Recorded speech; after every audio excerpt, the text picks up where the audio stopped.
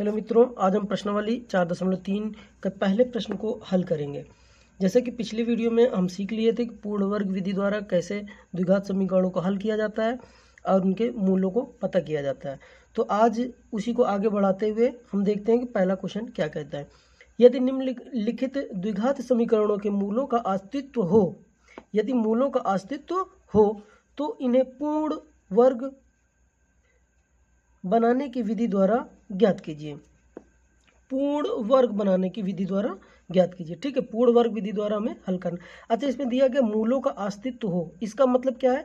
हमने जैसे यहाँ पे थोड़ा सा चर्चा कर देते हैं। जैसे हमने श्रीधरा 4 सूत्र पढ़ा था, श्रीधरा 4, ये भी एक विधि है, इस सूत्र से भी आता है जो आगे देखने को मिलेगा। -b plus minus √b square -4ac/2a, ये बताए थे। अब इसमें एक चीज़ हम देखे थे, जो अंडर रूट के अंदर की वैल्यू है b स्क्वायर -4ac, इसे हमने क्या नाम दिया था? ध्यान कीजिए, इसका नाम था विविक्त कर, विविक्त कर। ठीक है, तो इसे विविक्त का नाम दिया गया, जिसे डिस्क्रिमिनेंट d से लिखते हैं। इसी में हमने देखा था कि अगर b स्क्वायर -4ac अगर हम सॉल्व करते हैं, ठीक है, अगर वो 0 से बड़ा आता है तो इसका मतलब उसके मूल ठीक ठाक हैं, सही हैं, और इसको हमें हल करना पड़े, यानी मूलों का अस्तित्व है। अगर b स्क्वायर -4ac की वैल्यू 0 से बड़ा है तो समझ लीजिए उसका अस्तित्व है। अगर हम b स्क्वायर -4ac = 0 अगर 0 आ जाता है तब भी उसके मूलों का अस्तित्व है, क्योंकि हमने पढ़ा था ना कि अगर विविधकर का मान 0 से बड़ा होगा तो दोनों जो मूल होंगे वो क्या हो जाएंगी? एक वास्तविक संख्या होगी। ठीक है, लेकिन भिन्न होगी। इसमें हम क्या पढ़े थे =0 में कि दोनों जो शून्यंक होंगे यानी मूल होंगे वो क्या होंगे? एक वास्तविक संख्या होगी और बराबर होंगे। इसमें मूलों का अस्तित्व कब नहीं होगा? अगर b स्क्वायर -4ac की वैल्यू क्या होगी? निगेटिव आ जाए, 0 से छोटी हो जाए, तो समझ लेंगे क्या है? मूलों का अस्तित्व नहीं है। तो प्रश्न ये कह रहा है कि यदि मूलों का अस्तित्व हो तो उन्हें पूर्ण वर्ग विधि द्वारा हल कीजिए। इसका मतलब ये हुआ कि सबसे पहले हमें विविधकर को ज्ञात करना है, और अगर निगेटिव है तो फिर हमको हल नहीं करना है। अगर अस्तित्व है तभी हमें पूर्ण वर्ग विधि द्वारा हल करना है। अगर मान लीजिए निगेटिव आता है तो हमें हल ही नहीं करना है। तो चलिए हम एक एक करके हल करना शुरू करते हैं। तो सबसे पहले मूलों का अस्तित्व की जांच कर लेंगे। तो पहला प्रश्न क्या है? 2x square -7x + 3 = 0। तो द्विघात समीकरण का जो मानक समीकरण है, हम बार बार बताए हैं, द्विघात समीकरण का जो मानक समीकरण है उससे तुलना कर लेंगे। ठीक है, हमारा जो मानक समीकरण क्या था? ax square + bx + c = 0। तो यहाँ पे a की जगह पे 2 है। ठीक है, इसे तुलना कर लेंगे, से तुलना करने पर, ठीक है, आप ऐसे लिख देंगे तो बोर्ड में अच्छा प्रभाव पड़ेगा। ठीक है, और b की जगह पे यहाँ पे क्या दिया गया है? -7 है, साइन ले लिया जाएगा, और यहाँ पे c की जगह पर क्या दिया गया है? 3। अब हम विविक्त कर ज्ञात कर लेते, इससे मूलों की प्रकृति पता चल जाएगा। विविक्त कर,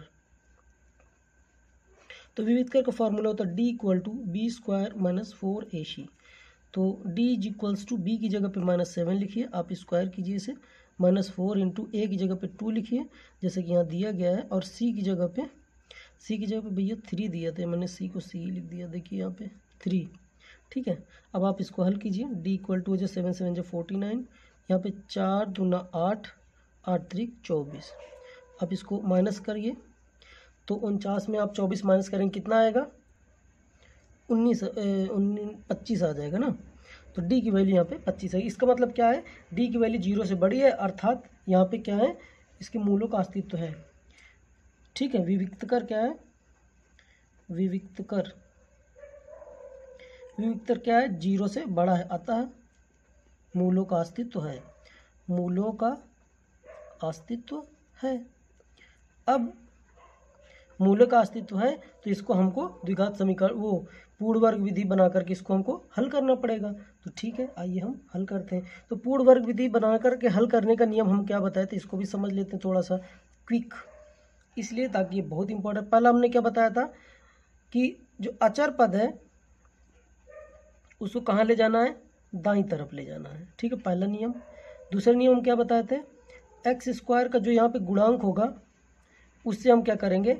दोनों पक्षों में भाग करेंगे, दोनों पक्षों में भाग। ठीक है, अब दोनों पक्षों में जब भाग कर देंगे उसके बाद तीसरे नंबर पर क्या है? एक्स का जो गुणांक होगा, ठीक है, एक्स का गुणांक का आधा का वर्ग करेंगे। आधा का वर्ग कोई ऐसा नहीं बताएगा, आधा का वर्ग जितने भी यूट्यूबर्स हैं कोई ऐसे नहीं बताएंगे, याद रखिएगा। एक्स गुणांक, एक्स का जो गुणांक है उसके आधा का वर्ग दोनों ओर जोड़ देंगे, दोनों ओर जोड़ देंगे। जैसे ही जोड़ेंगे तो हमें चौथे नंबर पर या तो ए प्लस बी होल स्क्वायर का फार्मूला मिल जाएगा या फिर ए माइनस बी होल स्क्वायर का फार्मूला लिख देंगे। उसके बाद पाँचवें नंबर क्या कर लेंगे, सरल कर लेंगे, आंसर आ जाएगा। ठीक, अब इसको समझ लीजिए एक एक स्टेप। तो चलिए एक एक करके हल करते हैं। यहाँ पे देखिए हमारा जो सूत्र था, वो प्रश्न क्या था, 2x² - 7x + 3 = 0। सबसे पहले क्या, अचर पद को दाईं तरफ ले जाना है, तो आप इसको दाईं तरफ ले जाइए। 2x² - 7x, ये +3 इधर जाएगा, -3 हो जाएगा। ठीक है, यहाँ तक आपको बढ़िया समझ में आया होगा। और x² के गुणांक के दोनों पक्षों में भाग करना है। तो ये x² का गुणांक यहाँ 2 है, तो दोनों पक्षों में क्या कर देंगे, भाग कर देंगे। यानी कि 2x² 2, यहाँ पे -7x 2 = -3/2। ठीक है, अब यहाँ पे 2 कैंसिल हो जाएगा, तो आपको हो जाएगा x² - 7x 2 = -3/2। संभवतः यही प्रश्न हम पिछली वीडियो में भी लिए थे, इसलिए ताकि आपको समझ में आ जाए। अब देखिए इसको यहाँ समझिए, थोड़ी ही जगह में हम सॉल्व कर देते हैं, फिर भी इस बात की गारंटी है कि आपको पूरे वर्ड अच्छे से समझ में आ रहे होंगे। तो यहाँ हमने ये काम कर दिया। क्या काम कर दिया, दोनों बच्चों में गुणांक। उसके बाद क्या, x गुणांक का आधा का वर्ग दोनों ओर जोड़ देंगे। तो x का गुणांक कितना है, 7/2 है। यहाँ पे समझिए x का गुणांक कितना है, 7/2। तो अब यहाँ पे देखिए x का गुणांक जो 7/2 है, इसी का आधा करना है। आधा कैसे किया जाता है, 1/2 का गुणा करके। आधा का वर्ग दोनों तरफ जोड़ना, तो आधा का वर्ग कितना हो जाएगा, 7/4। इसी का वर्ग दोनों तरफ जोड़ देना। ठीक है, दोनों पक्षों में यहाँ पे 7/4² जोड़ने पर। ठीक है, आप ध्यान से समझिएगा, निश्चित रूप से समझ में आएगा। आप इसको लिखिए, x² - 7x 2। ठीक है, अब इसको दोनों पक्षों में जोड़े थे, लिखिए +7/4²। यहाँ पे इधर इक्वल टू क्या था, -3/2 था, तो इसको तो हम ऐसे ही रहने देंगे। प्लस दोनों पक्षों में जोड़े हैं तो 7/4² कर देंगे। जैसे हमने इतना ऐसे किया तो यहाँ पे क्या हो गया, या तो a + b होल स्क्वायर बनेगा या a - b होल स्क्वायर बनेगा। तो देखिए यहाँ पे ये माइनस साइन है, यहाँ पे देखा जाएगा या तो माइनस होगा तो a - b का होल स्क्वायर कर दिया जाएगा, और प्लस होगा तो a + b होल स्क्वायर कर दीजिए, फिक्स है। चौथा स्टेप हम फॉलो करना शुरू कर रहे हैं। तो जब हम चौथे स्टेप पे फॉलो करेंगे तो हमको ध्यान देने वाली बात ये होगी कि इसका एक ले लेते हैं, इसका भी एक ले लेते हैं, 7/4 और माइनस करके होल स्क्वायर ये लिख देंगे। और हमें कुछ करना नहीं, क्योंकि a² + b² - 2ab। अच्छा, -2ab करेंगे तो मतलब ये हुआ, देखिए एक बार बता दें, -2 × a की जगह पर क्या है, x है, और b की जगह पर 7/4 है। तो जब इसको आप काटेंगे 2 दूना 4, तो 7x/2 ही आ जाएगा ये। ठीक है, ये वाला माइनस में। तो ठीक है, ये हमारा फार्मूला बन गया, इसको हल कर लिया जाए। -3/2 + 7 7 = 49, 4 4 = 16। ठीक है, x - 7/4 होल स्क्वायर, इधर क्या हो जाएगा, एलसीएम लेंगे आप, 16 आ जाएगा, दो का पहाड़ पड़ेंगे, 8 बार 16, 8 3 24, प्लस 16 कम 16, यहाँ पे 49 हो गया। ठीक है, 49। अब x - 7/4 होल स्क्वायर, इधर क्या हो जाएगा, 49 में 24 माइनस करेंगे 25 आ जाएगा, अपॉन 16। इधर का स्क्वायर हटाएंगे, सबको पता है उधर अंडर रूट लग जाएगा, 25/16 हो जाएगा। तो x - 7/4 = जब 25 से ये हटेगा तो 5 बाहर आएगा, इसमें से 16 में से 4 बाहर आएगा, तो प्लस माइनस हो जाता है। जब रूट से कोई डिजिट बाहर निकलती है तो प्लस माइनस हो जाता है। ठीक है, हमेशा। अब क्या करेंगे, इसको इधर ले जाते हैं, तो हो जाएगा x = 7/4 ± 5/4। ठीक है, ये बात आपको समझ में आई होगी। अब इसके आगे क्या करेंगे, देखिए जगह कम जरूर है लेकिन आपको समझ में जरूर आ रहा होगा। अब एक बार प्लस साइन ले लीजिए, यहीं से अलग कर लीजिए, एक बार प्लस साइन ले लीजिए, एक बार माइनस साइन ले लीजिए। तो x = जब प्लस लेंगे तो 7/4 + 5/4। तो देखो नीचे 4 4 है, तो इसका मतलब ऊपर वाला ऐड हो जाएगा, 7 5 12, 12/4 हो जाएगा। ठीक है, 4 1 = 4, 4 3 = 12। तो x की वैल्यू 3, एक तो 3 आंसर आ गया। ठीक है, इधर क्या आ जाएगा, जब माइनस लेंगे तो x = हो जाएगा 7/4 - 5/4। तो x = हो जाएगा, 7 में 5 घटाएंगे 2 आ जाएगा, अपान 4 हो जाएगा, 2 1 जा 2, 2 2 जा 4, तो x इक्वल टू 1/2 आ गया। मज़ा आ गया होगा समझ के, ठीक है। तो इस तरह से पूर्ण वर्ग विधि द्वारा हम प्रश्नों को हल करते हैं। तो एक चीज़ आपको समझ में आ गई होगी, ये यहाँ पे जो रूल दिए गए इसको आप जरूर फॉलो करिएगा। ये 4 स्टेप आप फॉलो कर ले जाएंगे तो निश्चित रूप से आपको ये प्रश्न हल हो जाएंगे। और विविधकर का मान भी आप याद रखिएगा, b² - 4ac और द्विघात श्रीधराचार्य सूत्र भी आपको याद होना चाहिए। तो विविधकर का मान अगर 0 से बड़ा होगा तो मूल क्या हो जाएंगे, 2 अलग अलग और वास्तविक होंगे। इसमें क्या होगा, 2 समान मूल होंगे और वास्तविक होंगे। इसमें क्या होगा, 2 इसके मूलों का अस्तित्व तो इसमें नहीं रहता है, ठीक है। यही इसमें कहा गया था कि अगर मूलों का अस्तित्व हो तभी हल करें। तो हम सबसे हर बार हम विविधकर का मान इसमें ज्ञात करेंगे, अगर मूलों का अस्तित्व होगा तो हम जरूर पूर्ण वर्ग विधि द्वारा हल करेंगे। तो देखिए अगले प्रश्न की तरफ चलते हैं। हमें पेज पलटने की ज़रूरत पड़ेगी तो हम इसे पॉज करते हैं। अगला प्रश्न हमारे पास ये दूसरा प्रश्न है। इसमें हमें फिर एक बार देखेंगे कि इसके मूलों का अस्तित्व है अथवा नहीं। अगर होगा तो हम पूर्ण वर्ग विधि द्वारा हल करेंगे। तो ठीक है, हम हर बार की तरह ax² + bx + c जो इसका द्विघात समीकरण का जो मानक रूप है उससे क्या करेंगे, से तुलना करेंगे। जैसे हम इसे तुलना करेंगे तो क्या हो जाएगा, a की वैल्यू 4 निकल के आ जाएगी और b की वैल्यू आ जाएगी 4√3। √3 से बिल्कुल नहीं घबराना क्योंकि रूट की सारी वैल्यू हम पढ़ा चुके हैं, रूट कैसे बिहेव करता है। c = 3 है, ठीक है। तो अब हम विविक्तर ज्ञात कर लेते हैं, विविक्त कर, ठीक है। इससे हमें पता चल जाएगा कि मूलों की प्रकृति कैसी है। तो d = होता है b² - 4ac। तो d = हो जाएगा, b की वैल्यू आपका यहाँ पे है 4√3, 4√3। अब इसको स्क्वायर करना पड़ेगा, equal to -4ac, 4 into a की वैल्यू 4 रखना पड़ेगा और c की जगह पे आपको 3 रखना पड़ेगा। तो ठीक है, b = 4 का स्क्वायर 16 हो जाएगा और √3 का स्क्वायर सिर्फ 3 आ जाएगा, ठीक है। कोई भी चीज़ रूट में है अगर स्क्वायर करेंगे तो √3 इंटू √3 हो जाएगा। 3 3 जा 9 और 9 में जानते 3 3 का पेयर बनता है तो 3 आ जाता है। तो इसका मतलब ये कोई भी रूट में वैल्यू अगर आप उसका स्क्वायर करते हैं तो वही रूट से बाहर आ जाती है। तो इसीलिए हमने यहाँ पे 4 4 जा 16 किया और इसका सिर्फ 3 लिख दिया। माइनस यहाँ पे हो जाएगा 4 चौक 16, 16 3 48, 48 आ गया, ठीक है। b = हो गया 16 3 48, 48 इधर भी आया और 48 इधर भी आया। तो b = क्या, सॉरी b d था, ये d, सॉरी, ठीक है, ये d हो गया।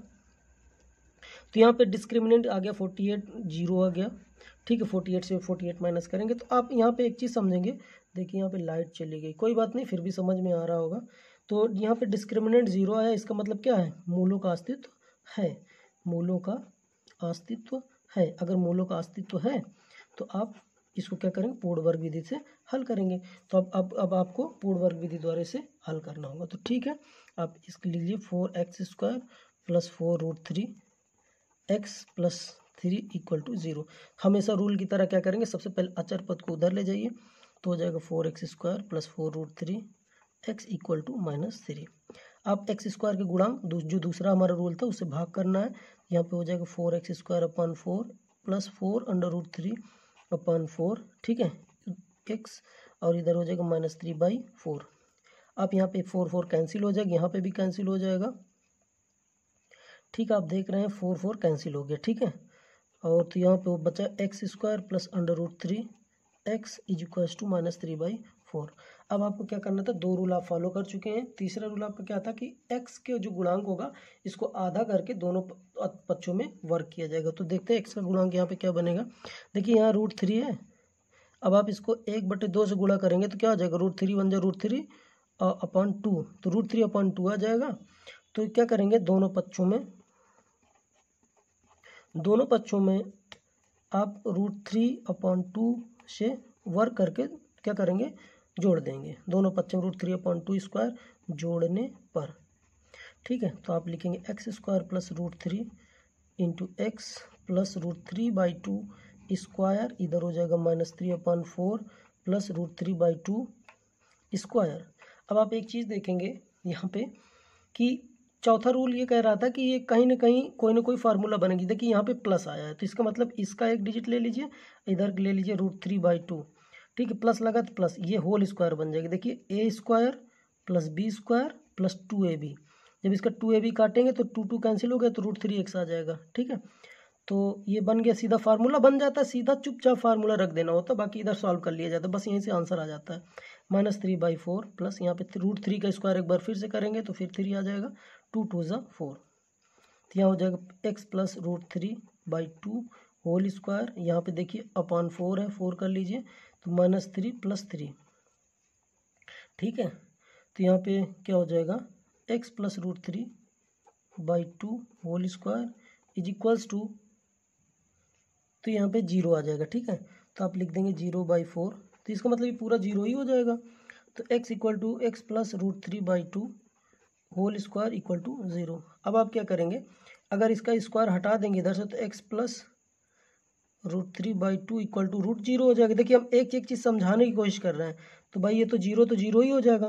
तो x plus √3/2 is equals to ±0 हो जाएगा। तो 0 से कोई मतलब नहीं, जब ये इधर जाएगा तो x इक्वल टू क्या हो जाएगा, ±√3/2, ठीक है।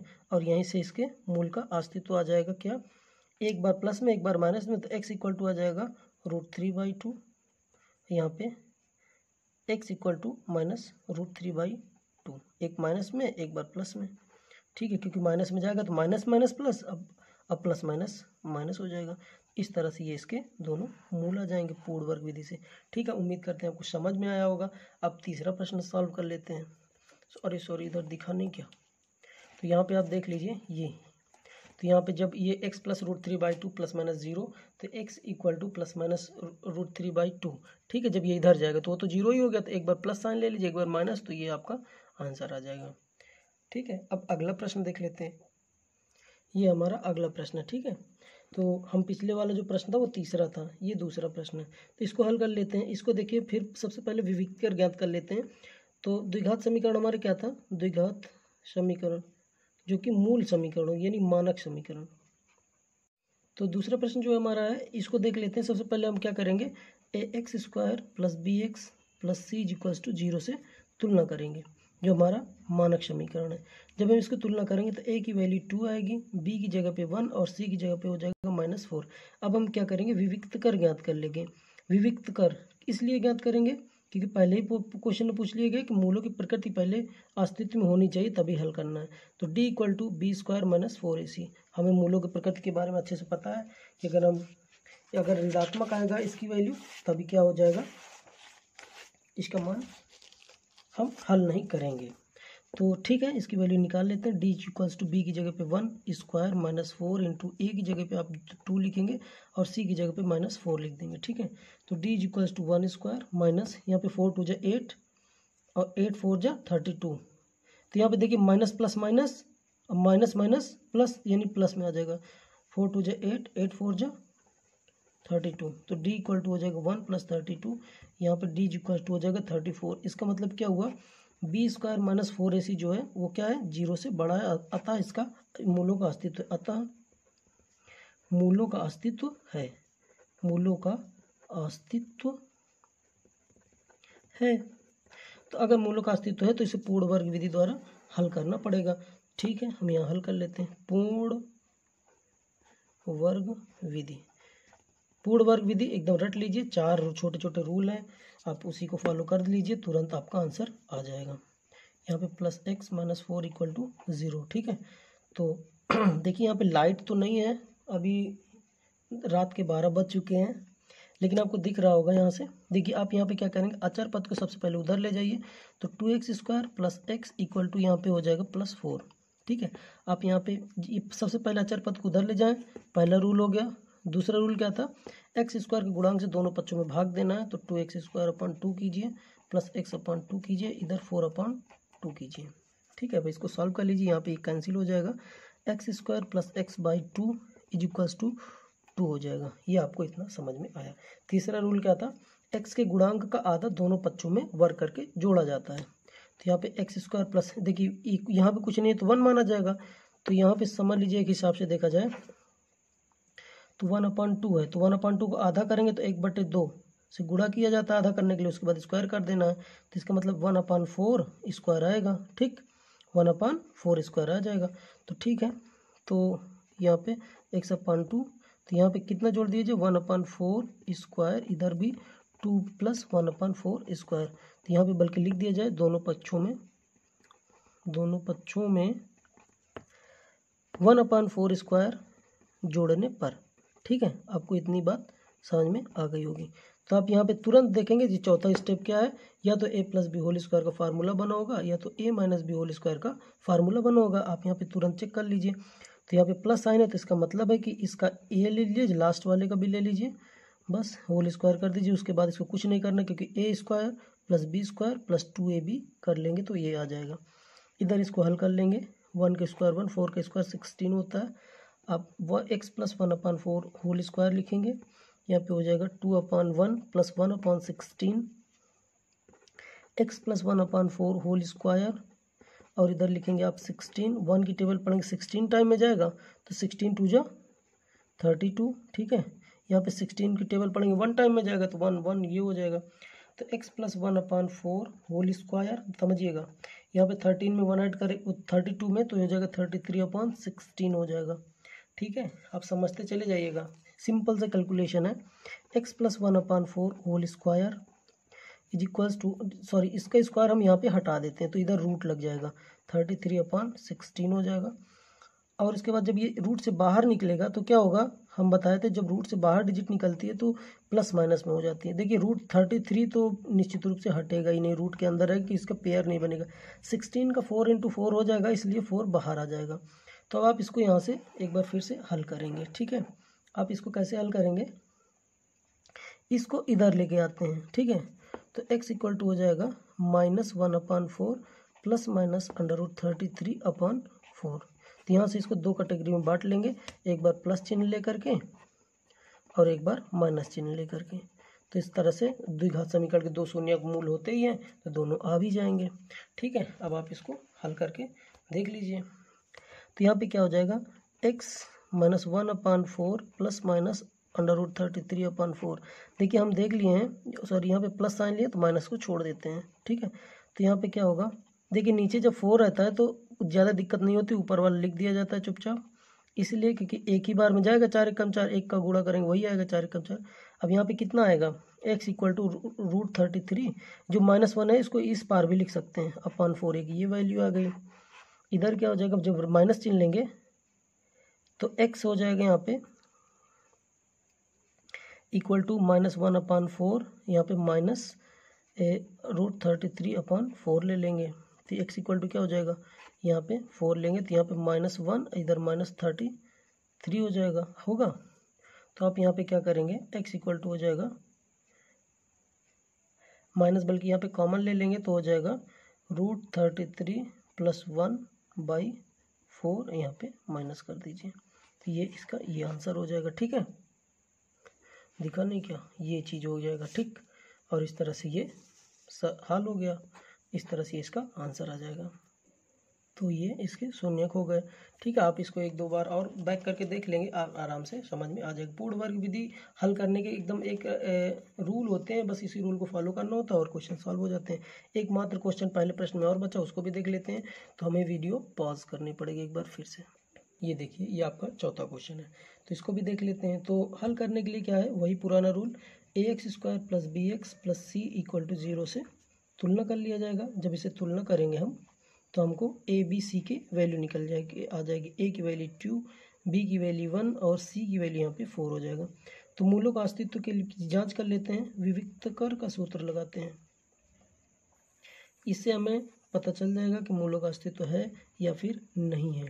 तो d = b की वैल्यू 1 है, -4 × a की जगह पे आप लिखेंगे क्या, 2 लिखेंगे और c की जगह पे आप 4 लिखेंगे। ठीक है, तो d = क्या हो जाएगा, 1 का स्क्वायर 1 या 4 2 8, 8 4 32। तो d की वैल्यू यहाँ पे देखिए प्लस में, ये माइनस में, तो भाई ये -31 आ जाएगा। तो इस तरह से यहाँ एक चीज़ पता चली, ये निगेटिव हो गया, यानी कि b² - 4ac की वैल्यू जो है वो 0 से कहीं ना कहीं छोटी है। अतः क्या है, ये इसके मूलों का अस्तित्व नहीं है। ठीक है, दिए गए द्विघात समीकरण के मूलों का अस्तित्व नहीं है। ठीक है, मूलों का अस्तित्व नहीं है। इस तरह से क्या हो जाएगा, हमको आगे हल नहीं करना पूर्ण वर्ग विधि से, क्योंकि उन्होंने बता दिया था पहले ही कि अगर मूलों का अस्तित्व हो तभी से हल करना। तो इस तरह से इसे हल नहीं करना होगा हमें। और इस तरह से आपको पहला प्रश्न 4.3 में समाप्त हुआ। ठीक है, उम्मीद करते हैं आपको मज़ा आया होगा पढ़ने में। तो दूसरे प्रश्न के लिए इंतज़ार कीजिए अगली वीडियो का। तब तक के लिए धन्यवाद।